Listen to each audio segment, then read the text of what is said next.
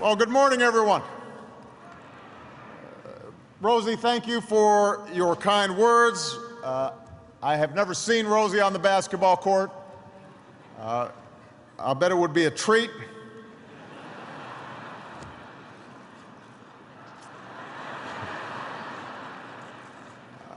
Rosie, you've been a dear friend of mine for a long time and a tireless advocate for the unbreakable bonds between Israel and the United States.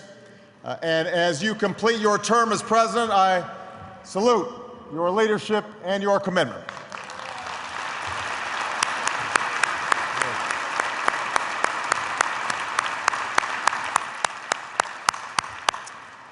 I want to thank the board of directors. As always, I'm glad to see my longtime friends in the Chicago delegation.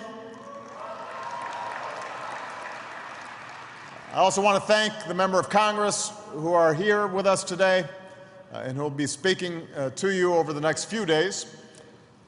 You've worked hard to maintain the partnership between the United States and Israel. And I especially want to thank my close friend and leader of the Democratic National Committee, Debbie Wasserman Schultz.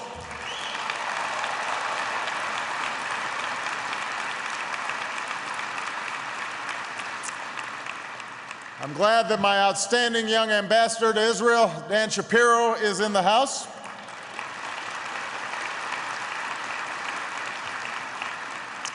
I understand that Dan is perfecting his Hebrew on his new assignment, and I appreciate his constant outreach to the Israeli people. And I'm also pleased that we're joined by so many Israeli officials, including Ambassador Michael Oren.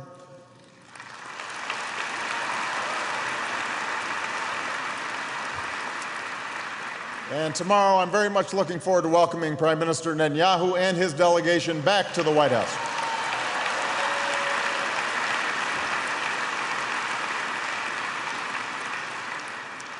Every time I come to AIPAC, I'm especially impressed to see so many young people here.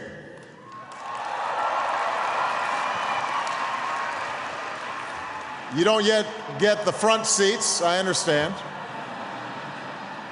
You have to earn that. But students from all over the country who are making their voices heard and engaging deeply in our democratic debate. You carry with you an extraordinary legacy of more than 6 decades of friendship between the United States and Israel. And you have the opportunity and the responsibility to make your own mark on the world. And for inspiration, you can look to the man who preceded me on this stage, who's being honored at this conference, my friend, President Shimon Peres.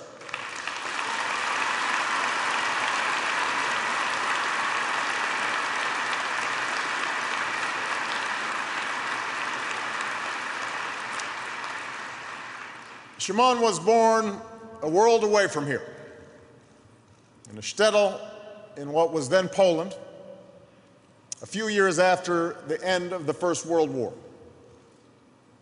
But his heart was always in Israel, the historic homeland of the Jewish people. And when he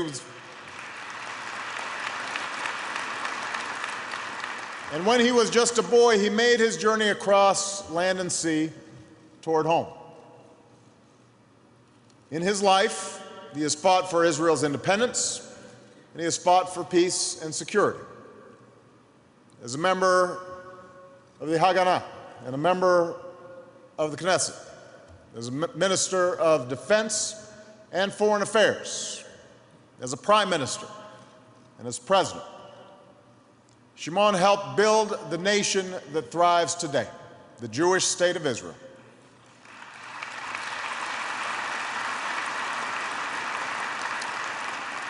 But beyond these extraordinary achievements, he has also been a powerful moral voice that reminds us that right makes might, not the other way around.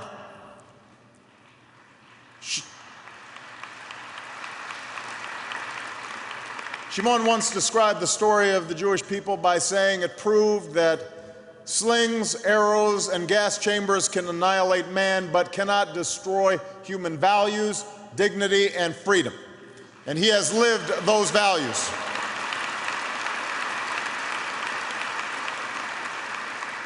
He has taught us to ask more of ourselves and to empathize more with our fellow human beings.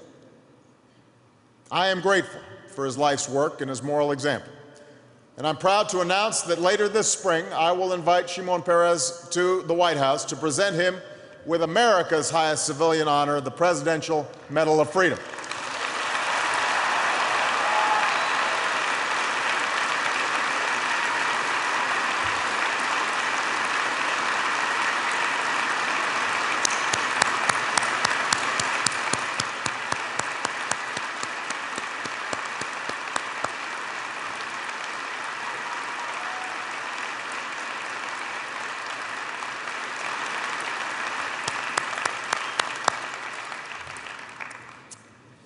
In many ways, this award is a symbol of the broader ties that bind our nations.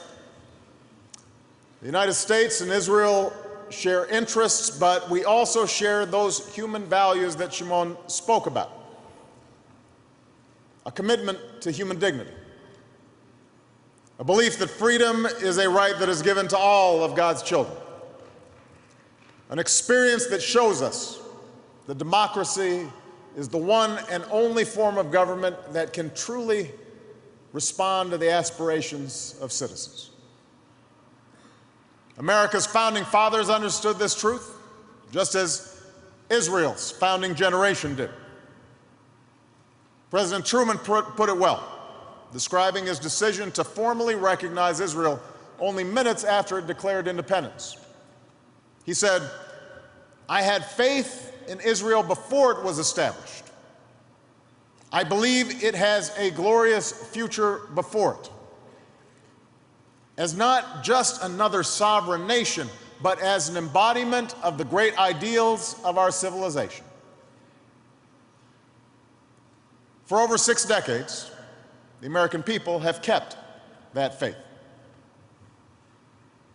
Yes, we are bound to Israel because of the interests that we share in security for our communities, prosperity for our people, the new frontiers of science that can light the world. But ultimately, it is our common ideals that provide the true foundation for our relationship. That is why America's commitment to Israel has endured under Democratic and Republican presidents and congressional leaders of both parties.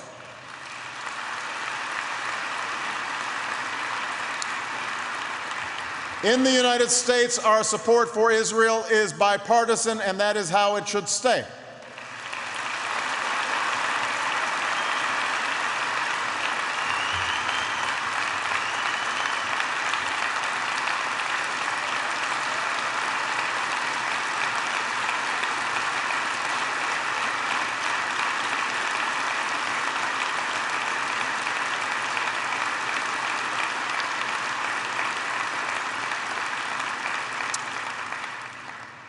AIPAC's work continually nurtures this bond.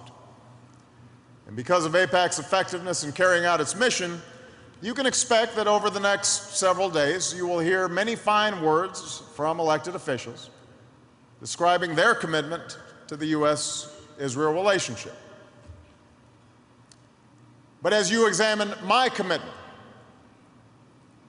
you don't just have to count on my words. You can look at my deeds. Because over the last 3 years as President of the United States, I have kept my commitments to the State of Israel. At every crucial juncture, at every fork in the road, we have been there for Israel every single time.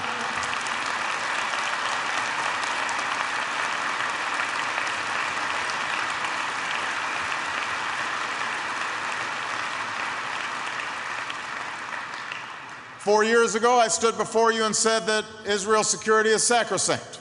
It is non-negotiable. That belief has guided my actions as president. The fact is, my administration's commitment to Israel's security has been unprecedented. Our military and intelligence cooperation has never been closer. Our joint exercises and training have never been more robust. Despite a tough budget environment, our security assistance has increased every single year. We are investing in new capabilities. We're providing Israel with more advanced technology, types of products and systems that only go to our closest friends and allies.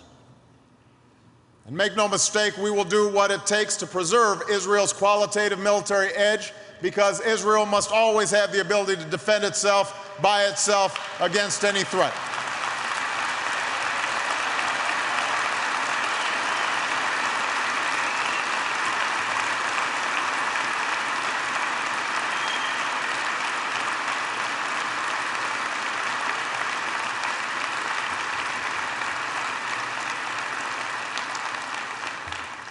This isn't just about numbers on a balance sheet.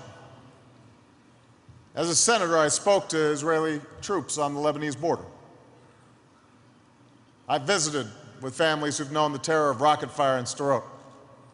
And that's why, as president, I have provided critical funding to deploy the Iron Dome system that has intercepted rockets that might have hit homes and hospitals and schools in that town and in others.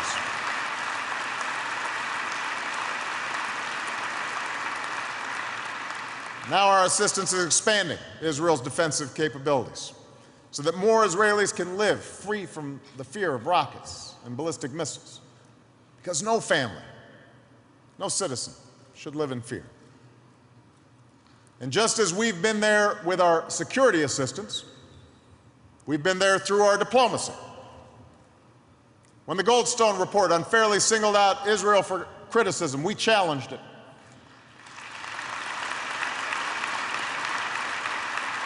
When Israel was isolated in the aftermath of the flotilla incident, we supported them. When the Durban conference was commemorated, we boycotted it, and we will always reject the notion that Zionism is racism.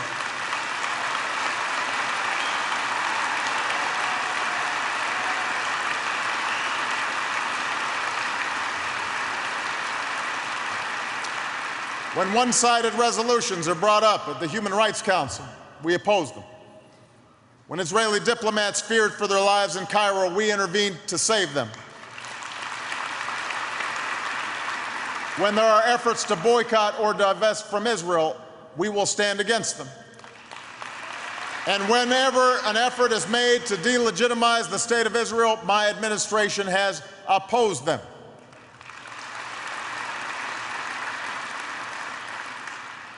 So there should not be a shred of doubt by now. When the chips are down, I have Israel's back.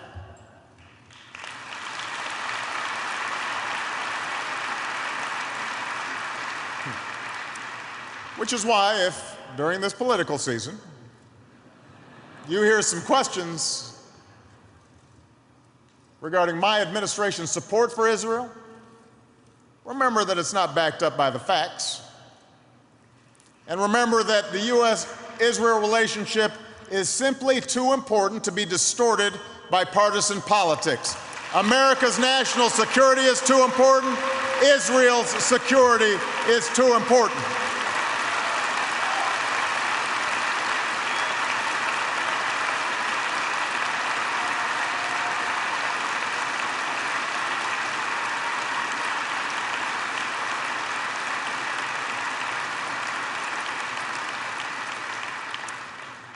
Of course, there are those who question not my security and diplomatic commitments, but rather my administration's ongoing pursuit of peace between Israelis and Palestinians. So let me say this. I make no apologies for pursuing peace. Israel's own leaders understand the necessity of peace. Prime Minister Netanyahu, Defense Minister Barak, President Perez, each of them have called for two states, a secure Israel that lives side by side with an independent Palestinian state. And I believe that peace is profoundly in Israel's security interest.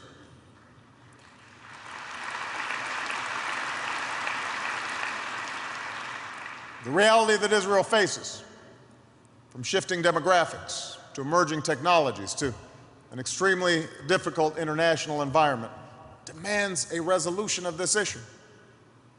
And I believe that peace with the Palestinians is consistent with Israel's founding values because of our shared belief in self-determination, and because Israel's place as a Jewish and democratic state must be protected.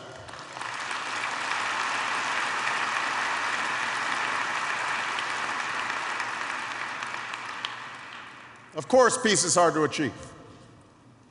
There's a reason why it's remained elusive for 6 decades. The upheaval and uncertainty in Israel's neighborhood makes it that much harder. From the horrific violence raging in Syria to the transition in Egypt. And the division within the Palestinian leadership makes it harder still, most notably with Hamas's continued rejection of Israel's very right to exist. But as hard as it may be, we should not and cannot give in to cynicism or despair. The changes taking place in the region make peace more important, not less.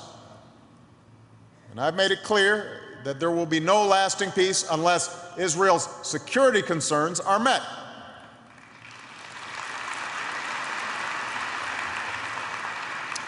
That's why we continue to press Arab leaders to reach out to Israel.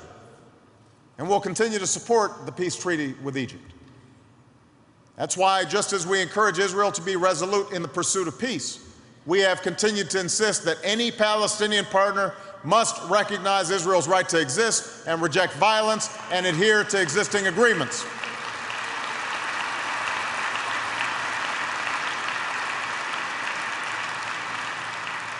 And that is why my administration has consistently rejected any efforts to shortcut negotiations or impose an agreement on the parties. As Rosie noted, last year I stood before you and pledged that the United States will stand up against efforts to single Israel out at the United Nations. As you know, that pledge has been kept.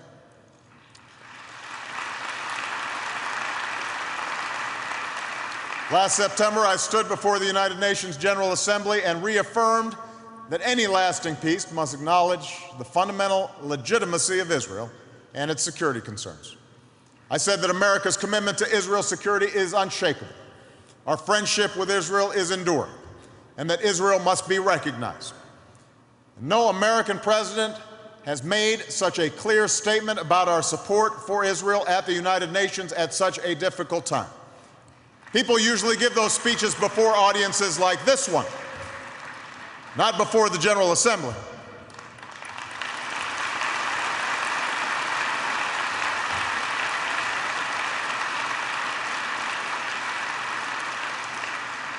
And I must say, there was not a lot of applause.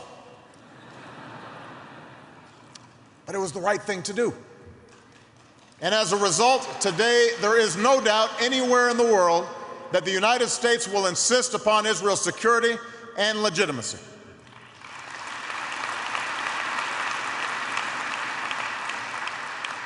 That will be true as we continue our efforts to pursue pursuit of peace, and that will be true when it comes to the issue that is such a focus for all of us today: Iran's nuclear program, a threat that has the potential to bring together the worst rhetoric about Israel's destruction with the world's most dangerous weapons.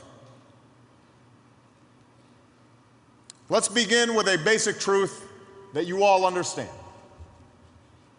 No Israeli government can tolerate a nuclear weapon in the hands of a regime that denies the Holocaust, threatens to wipe Israel off the map, and sponsors terrorist groups committed to Israel's destruction.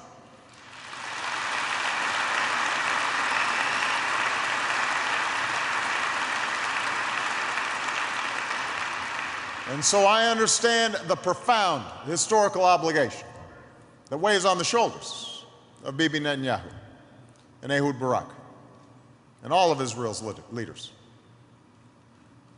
A nuclear-armed Iran is completely counter to Israel's security interests. But it is also counter to the national security interests of the United States.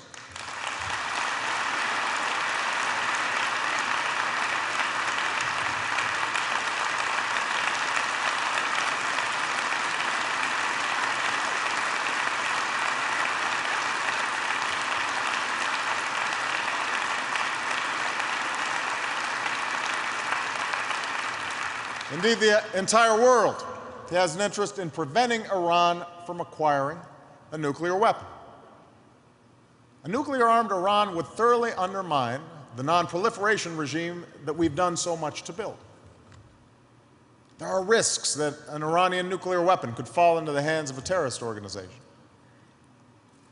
It is almost certain that others in the region would feel compelled to get their own nuclear weapon, triggering an arms race in one of the world's most volatile regions. It would embolden a regime that has brutalized its own people, and it would embolden Iran's proxies, who have carried out terrorist attacks from the Levant to Southwest Asia. And that is why, 4 years ago, I made a commitment to the American people and said that we would use all elements of American power to pressure Iran and prevent it from acquiring a nuclear weapon.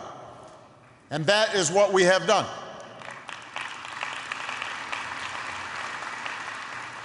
When I took office, the efforts to apply pressure on Iran were in tatters. Iran had gone from 0 centrifuges spinning to thousands without facing broad pushback from the world. In the region, Iran was ascendant, increasingly popular and extending its reach. In other words, the Iranian leadership was united and on the move, and the international community was divided about how to go forward. And so from my very first months in office, we put forward a very clear choice to the Iranian regime. A path that would allow them to rejoin the community of nations if they meet their international obligations, or a path that leads to an escalating series of consequences if they don't. In fact, our policy of engagement, quickly rebuffed by the Iranian regime, allowed us to rally the international community as never before, to expose Iran's intransigence, and to apply pressure that goes far beyond anything that the United States could do on our own. Because of our efforts, Iran is under greater pressure than ever before. Some of you will recall, people predicted that Russia and China wouldn't join us to move towards pressure. They did. In 2010, the UN Security Council overwhelmingly supported a comprehensive sanctions effort. Few thought that sanctions could have an immediate bite on the Iranian regime. They have, slowing the Iranian nuclear program and virtually grinding the Iranian economy to a halt in 2011. Many questioned whether we could hold our coalition together as we moved against Iran's central bank and oil exports. But our friends in Europe and Asia and elsewhere are joining us. And in 2012, the Iranian government faces the prospect of even more crippling sanctions. That is where we are today, because of our work. Iran is isolated, its leadership divided and under pressure. And by the way, the Arab Spring has only increased these trends as the hypocrisy of the Iranian regime is exposed. And its ally, the Assad regime, is crumbling. Of course, so long as Iran fails to meet its obligations, this problem remains unresolved. The effective implementation of our policy is not enough. We must accomplish our objective. And in that effort, I firmly believe that an opportunity still remains for diplomacy, backed by pressure, to succeed. The United States and Israel both assess that Iran does not yet have a nuclear weapon, and we are exceedingly vigilant in monitoring their program. Now the international community has a responsibility to use the time and space that exists. Sanctions are continuing to increase. And this July, thanks to our diplomatic coordination, a European ban on Iranian oil imports will take hold.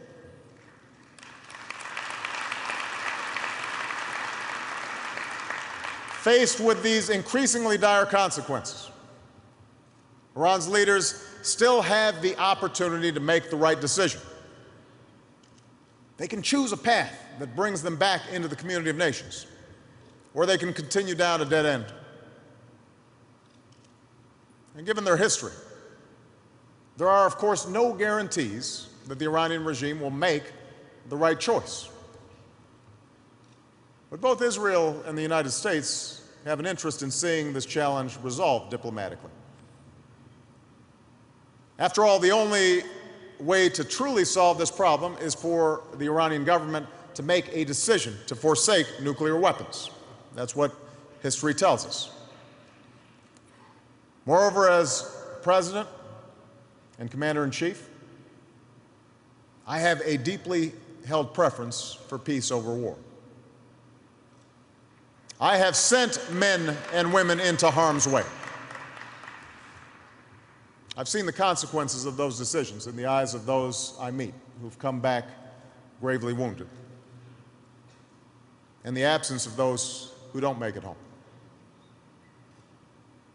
Long after I leave this office, I will remember those moments as the most searing of my presidency. And for this reason, as part of my solemn obligation to the American people, I will only use force when the time and circumstances demand it. And I know that Israeli leaders also know all too well the costs and consequences of war, even as they recognize their obligation to defend their country. So we all prefer to resolve this issue diplomatically. Having said that, Iran's leaders should have no doubt about the resolve of the United States.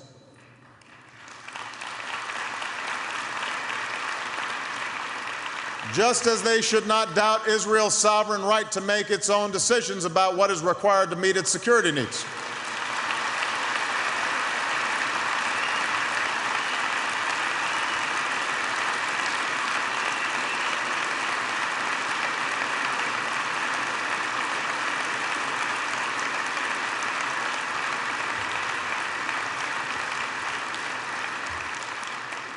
I have said that when it comes to preventing Iran from obtaining a nuclear weapon, I will take no options off the table. And I mean what I say.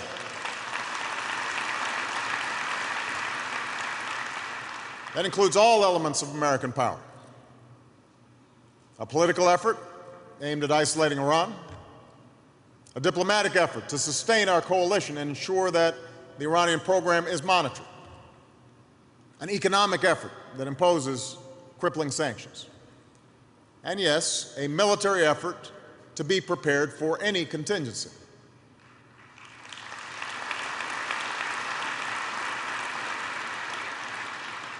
Iran's leaders should understand that I do not have a policy of containment. I have a policy to prevent Iran from obtaining a nuclear weapon.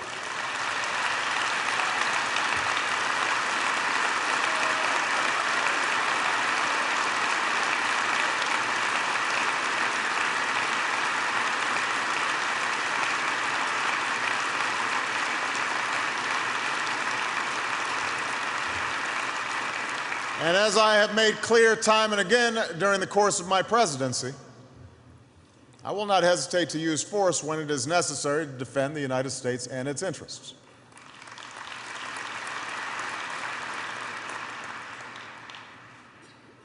Moving forward, I would ask that we all remember the weightiness of these issues. The stakes involved for Israel, for America, and for the world. Already there is too much loose talk of war. Over the last few weeks, such talk has only benefited the Iranian government by driving up the price of oil, which they depend on to fund their nuclear program. For the sake of Israel's security, America's security, and the peace and security of the world, now is not the time for bluster. Now's the time to let our increased pressure sink in and to sustain the broad international coalition we have built. Now's the time to heed the timeless advice from Teddy Roosevelt. Speak softly. Carry a big stick.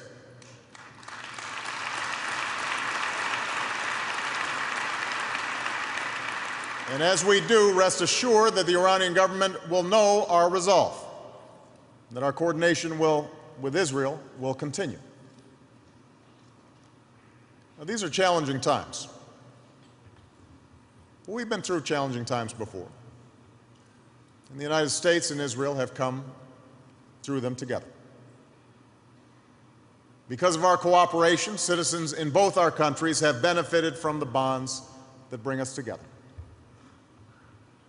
I'm proud to be one of those people. In the past, I've shared in this forum just why those bonds are so personal for me. The stories of a great uncle who helped liberate Buchenwald, to my memories of returning there with Elie Wiesel. From sharing books with President Perez, to sharing seders with my young staff, and a tradition that started on the campaign trail and continues in the White House. From the countless friends I know in this room, to the concept of tikkun olam that has enriched and guided my life.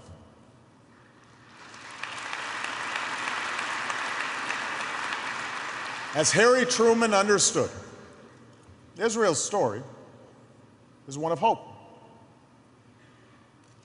We may not agree on every single issue. No two nations do, and our democracies contain a vibrant diversity of views. But we agree on the big things, the things that matter.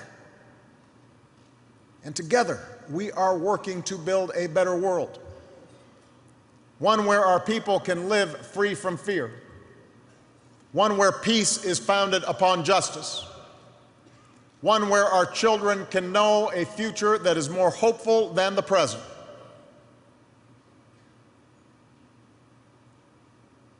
There is no shortage of speeches on the friendship between the United States and Israel.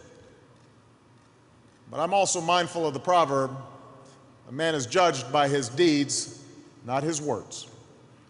So if you want to know where my heart lies, look no further than what I have done, to stand up for Israel, to secure both of our countries, and to see that the rough waters of our time lead to a peaceful and prosperous shore. Thank you very much, everybody. God bless you. God bless the people of Israel. God bless the United States of America.